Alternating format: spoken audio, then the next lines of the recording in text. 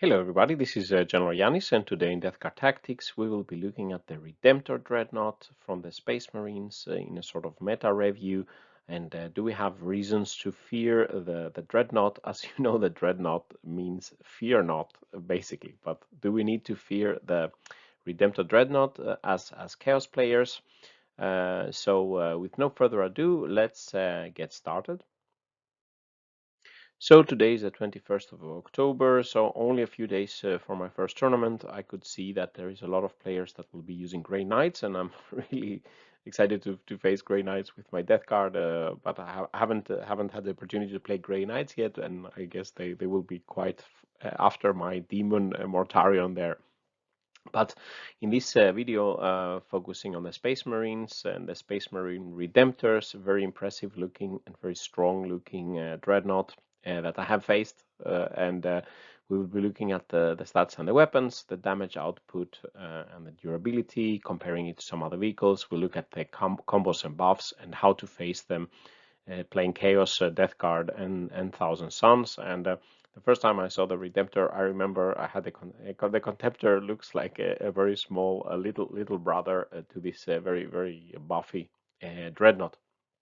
So if he can crouch down, maybe our Contemptors could punch it in the nose, but now it doesn't have the reach to do so. So with no further ado, let's take a look. So starting with the stats and the weapon options for the Redemptor Dreadnought, the baseline cost is 175 points. It has a degrading profile starting with 13 wounds, and it has a 8-inch movement, so quite fast. 3+ weapon skill and ballistic skill. The movement, the weapon skill, and the ballistic skill, they degrade as the Dreadnought suffer wounds. When it loses the first 7 wounds, it starts to degrade. 7 strength, toughness 7, 4 attacks, 8 leadership, 3+ save, yeah. So these are the base stats for the Dreadnought. It doesn't have an invul save unless you choose a special chapter. It has quite the lot of weaponry. I'll have an illustration on the next page what you can use, but basically the main weapon is the plasma or the Gatling gun cannon, where with the Gatling cannon you get multiple shots, strength 6, AP -1, or damage 1. And the incinerator is a D6 weapon, a blast weapon, where you have either strength 8 or 9 and either damaged 2 or 3, so very strong, let's say, versus elite infantry. It has a very strong fist in melee with strength 14, AP -3, D3 +3 in melee. And the fist, it either has a small Gatling cannon here or a flamer. And then on the chassis weapons, you have storm bolters or grenade launchers. Those are a bit, yeah, like not so strong weapons, but good for hordes and stuff like that. So the grenade launcher is assault D6, the storm bolter is rapid fire 2, and the range is a little bit better on the storm bolter. You can also take an Icarus rocket pod that is quite good against aircraft for 5 points more. The abilities it has, of course, the Angels of Death, being Space Marine, it has -1 to incoming damage, so that improves its durability quite considerably. It can explode on a 6 and suffer D3 mortal wounds. Importantly, it has the core keyword, the vehicle and dreadnought.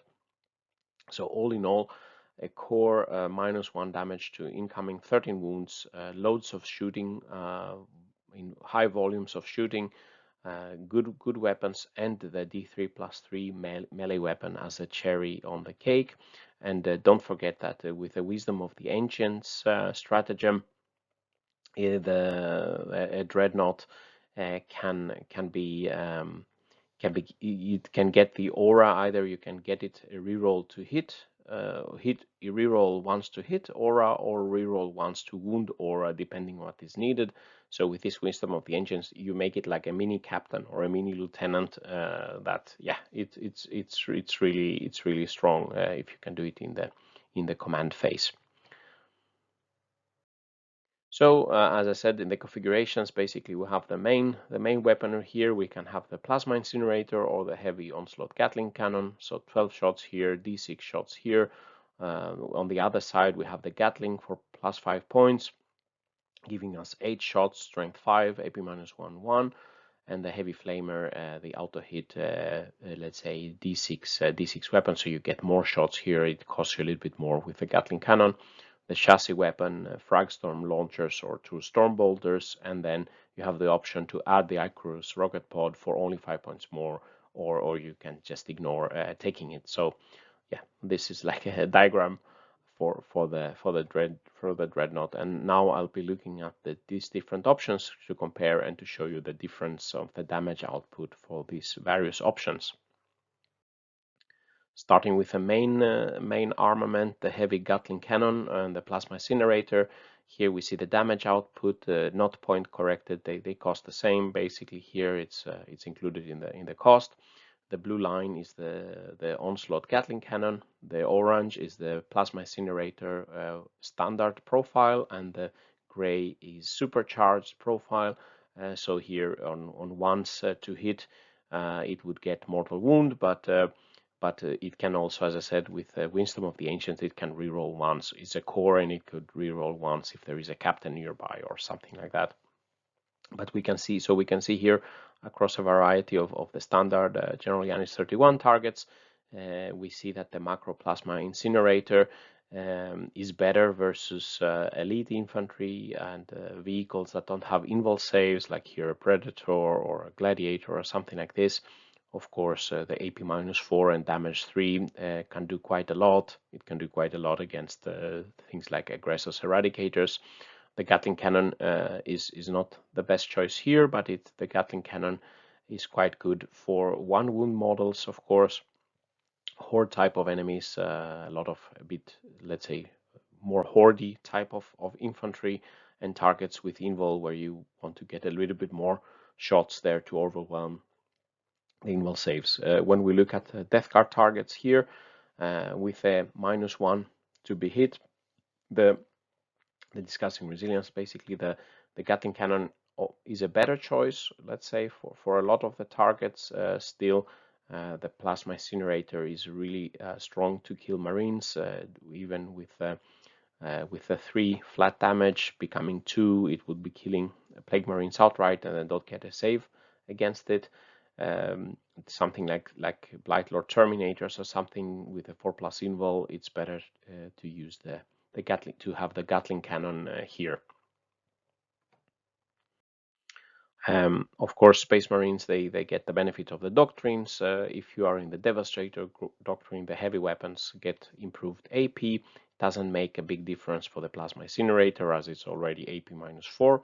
The heavy Gatling goes from AP -1 to AP -2, and basically the blue line is higher now, and it's a better, let's say, the Gatling cannon, of course, benefits from getting a bit more AP here.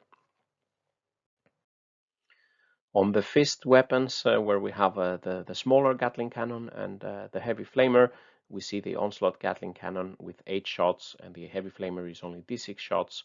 It's an assault weapon and a blast, but all in all, I think you're better off getting the 8 shots from the onslaught Gatling cannon for 5 points more. It can still be worth it on the damage output. It has the range advantage, and it could be improved by rerolling ones and +1s to hit, etc. The heavy flamer is auto hit, and it cannot benefit, let's say, from rerolls of the hit roll at least.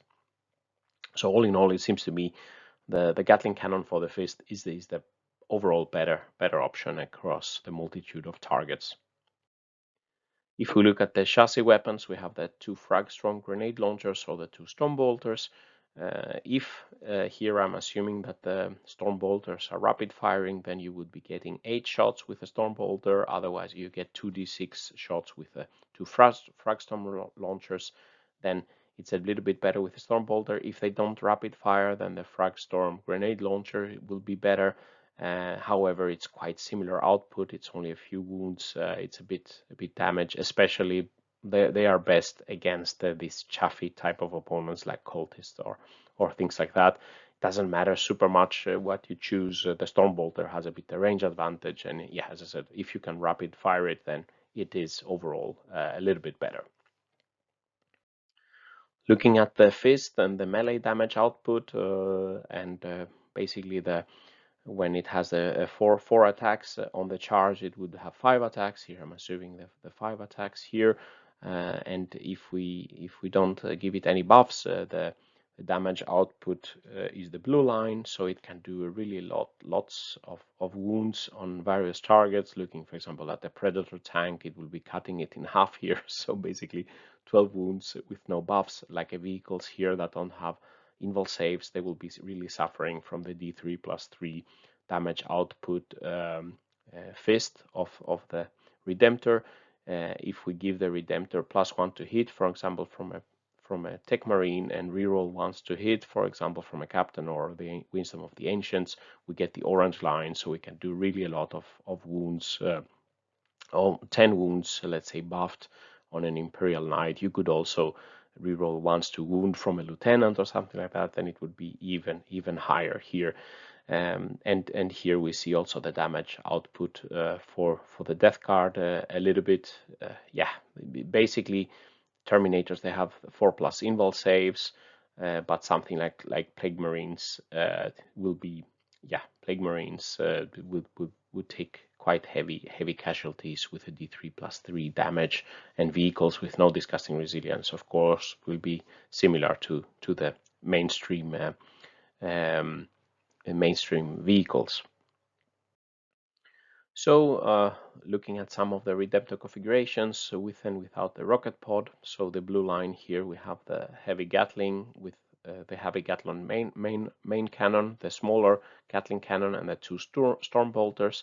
And then with the orange line, we add the Icarus pod rocket, and here we have the damage point corrected per 100 points.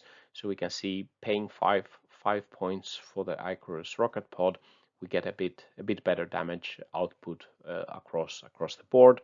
And the same is the case with, for example, here the plasma configuration with a supercharged plasma, the Gatling, the fist cannon, the 2 storm bolters, and it's the gray line.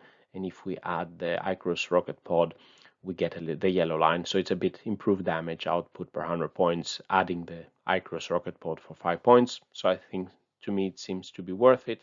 On top of that, if you're facing an opponent that has some aircraft, then the Icarus pod will be hitting even better. It gets +1 to hit against aircraft.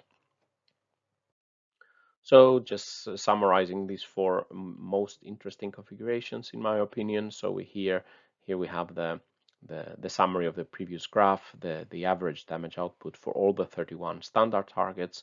Here we can see without the Icarus pod, if we have the Gatling, we will be doing 3 wounds on average. It's the same damage output basically from 24 to 12. And in melee, we do 3.5 wounds on average across the GeneralJannis 31 targets. If we add the Icarus pod, we get better shooting damage. And here we see the plasma supercharged has a bit higher damage output in this average. But as you could see from the graphs before, the plasma is more suitable for, let's say, these more elite targets, and the Gatling cannon is doing better against the chaffy infantry. Looking at the Redemptor durability here, here I have a summary of weapons attacking the Redemptor, and here we are looking with no point corrections, how many shots of each weapon type will it take to bring down a Redemptor. For example, a Melta-gun, then it could take 12 shots before it's taken down. So it has, it can take some punishment from small arms fire, let's say, and the anti-vehicle weapons. It has also quite good durability with a -1 to incoming damage. It doesn't have an invul save, so it begins to suffer on these Meltas at half range or Cognis las cannons or the entropy cannons. But if this is, let's say, the baseline vanilla chapter Redemptor, if you take a Black Templar Redemptor, it would be having a 5+ invul, and suddenly the damage is really, the durability is really improved here against the weapons with high AP. They can take quite a lot of more shots. Instead of 12 shots, it would be taking 18 shots from the Melta-gun. If we make it an Iron Hands Redemptor, it has a 6+ feel no pain. It's better here against the smaller arms fire. It gets a bit improvement here with from the standard, but not as good as the Black Templar with 5+ invul. And here we can compare it to some other vehicles and dreads from the Death Guard and Thousand Suns. The Plague Scroller still can take many more shots than the Redemptor, and the Contemptor it cannot take. Yeah, it can take quite similar damage as the Redemptor, as the standard, but not compared, let's say, to a buffed Black Templar Redemptor, for example. And here we see the Mutalith Vortex Beast, and here we have the Thousand Suns Hellbrute that also has a 5+ invul, but it doesn't have so many wounds as the Redemptor or the Big Brother Redemptor, let's say. So with a large amount of wounds, the -1 to incoming damage, the Redemptor is quite durable to begin with, and especially if you make it like a Black Templar or play Iron Hands, then it gets quite considerably more durable. So summarizing and comparing with other relevant units. So here we have the Redemptor with a vanilla chapter. Here we see the damage output at 24-inch, 12-inch melee. Here we have the durability per 100 points against anti-infantry or lighter weapons, and here we have the high weapon fire, and here we're comparing it with the Death Guard Contemptor, Plague Scroller, Mephitic Blightholder, and here we have a Thousand Suns Hellbrute and a Mutalith Vortex Beast. So we see overall it has, let's say, as an all-rounder, it's the strongest of this unit. It's not as shooty, for example, as a Contemptor, but it has a very strong melee. I mean, you really it really has the let's say the best all-round damage output in both shooting and melee compared to these alternatives at least. It's not as durable per 100 points as some of the other options here, but if you make it a Black Templar or Iron Hands, it's very high in durability, and having the core keyword like the other dreadnoughts, it can really buff this damage can be further buffed. So selected the combos and buffs. As I said, as a core unit, it could be benefiting from a lot of auras to get rerolls to its hit rolls and wound rolls. The Tech Marine can give it +1 to the hit of ranged attacks. The Wisdom of the Ancient Stratagem for 1 command point, as I showed, can give itself, it gains an aura to either reroll once to hit or to wound. And then you can combine it if there is a captain nearby, you can give it a reroll once to wound instead. So it's not only buffing itself, it's also buffing nearby core units like Eradicators or Intercessors or anything like that. And as I said, some chapters can buff it considerably. The Black Templars having the 5+ invul with the vow that they can give, it's really strong, and it also would get 5+ protection from mortal wounds. So that probably is a very threatening, let's say, Redemptor to face. Very durable. The White Scars Redemptor would be able to advance and charge. It will be suffering from not being able to shoot, but if you want to make a charge to come in with a melee fist, it could be an option for the White Scars. The Iron Hands, as I said, 6+ feel no pain. And also they have the wounds count as double to count for degradation. So an Iron Hands Redemptor will take really a lot to degrade. Ultramarines, for example, could be with a character with a Seal of Oath targeting an enemy specific unit, then the Redemptor would reroll everything to hit and to wound, so the damage would be even higher. A Tech Marine can heal it. There is stratagems to receive 5+ protection from mortal wounds, and a lot of other things that can benefit core. So all in all, I think there are some strong, let's say, benefits and combos and buffs having it being a core unit. Now looking more into specifically versus Death Guard, here we have the expected damage output of a Redemptor shooting, and with the different configurations here with the Gatling or the Plasma Supercharged, and in melee.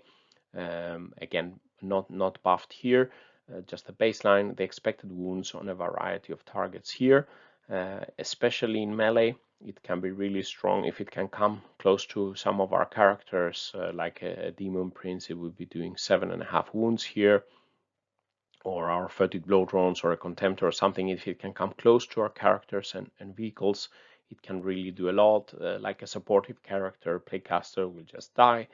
The Hellbrute, Death Guard Hellbrute is not very durable, so it will also be taken out here. A Rhino or something like that is really, it's gonna get down. And some of these others, the Furtive Bloodrunner or Mephitic Blightholder, it will be left, let's say, with 1 wound, or maybe be taken out if the dice are rolled a bit more luckily. In the shooting, we can see something. If it has a Gatling, it can clear out, let's say, 10 Poxwalkers with this shooting configuration. So it could clear out a lot of screening Poxwalkers to come and attack our vehicles and characters. So it could be quite strong. Spawn are particularly also vulnerable, and our Terminators, let's say, are quite well protected. The Blight Lords and the Death Shroud, maybe one will be taken down during shooting, one in melee. The Terminators, but of course you have to, with the expected 4+ invuls, they have some protection here.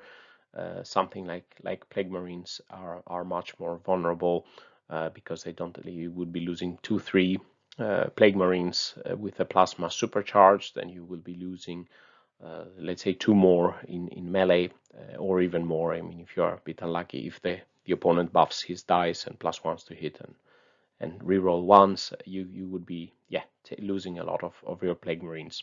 The Plague Scroller is something that's quite durable. Mortarion, quite durable with his 4+ invul, the 5+ feel no pain. He will be taking some wounds, but he would be a bit more protected compared to some of our other units.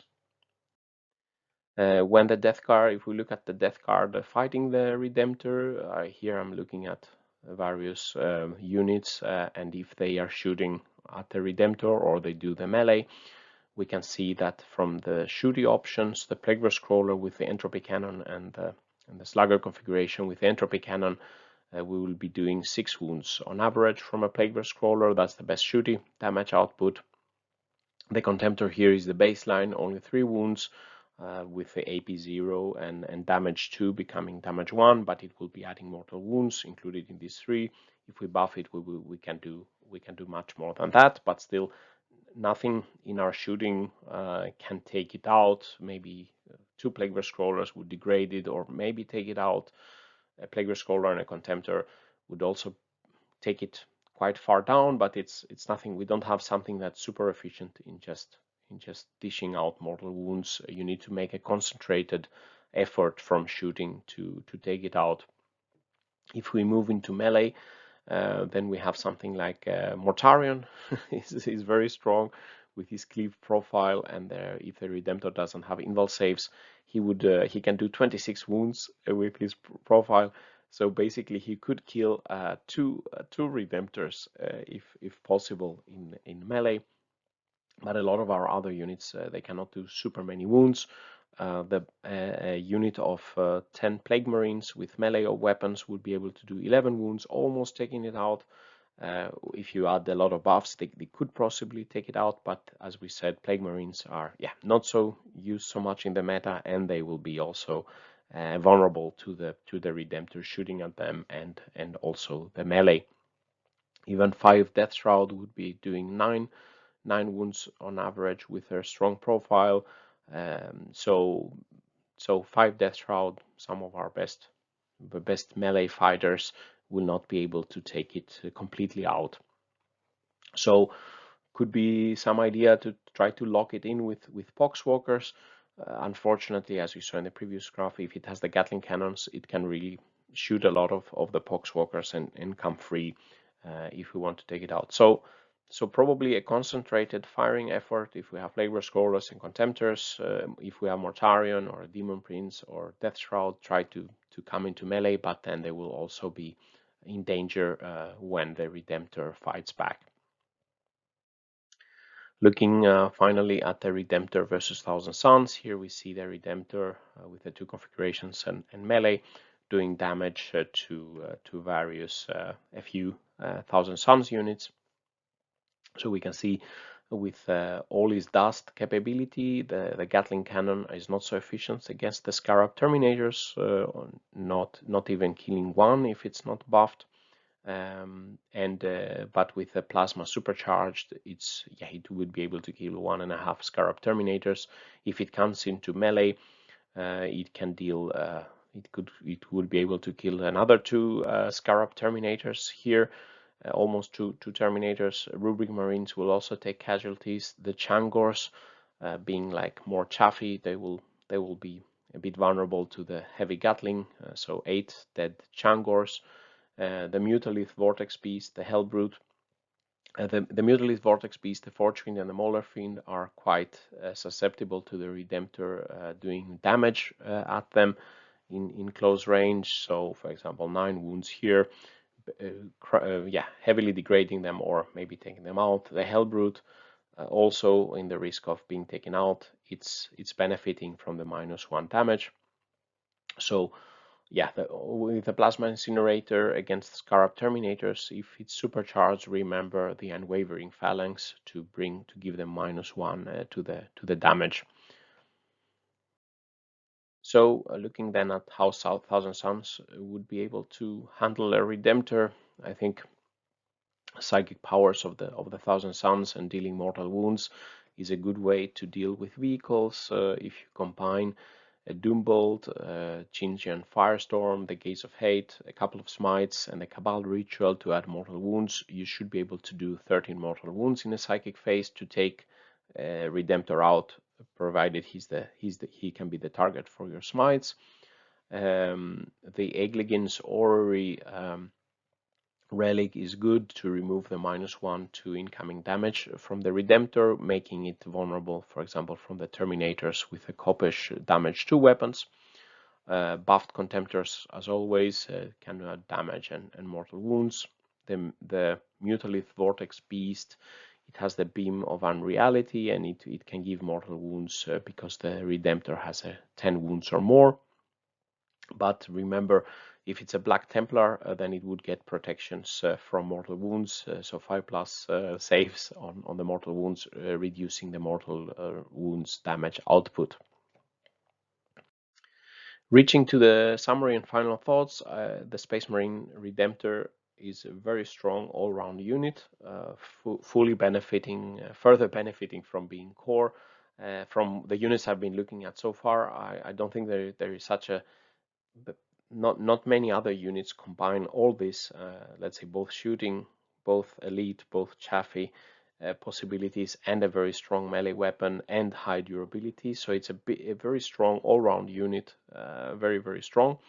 The good shooting, as I said, could be tuned for more anti-infantry with a Gatling cannon or anti-elite infantry and vehicle with a Plasma Incinerator.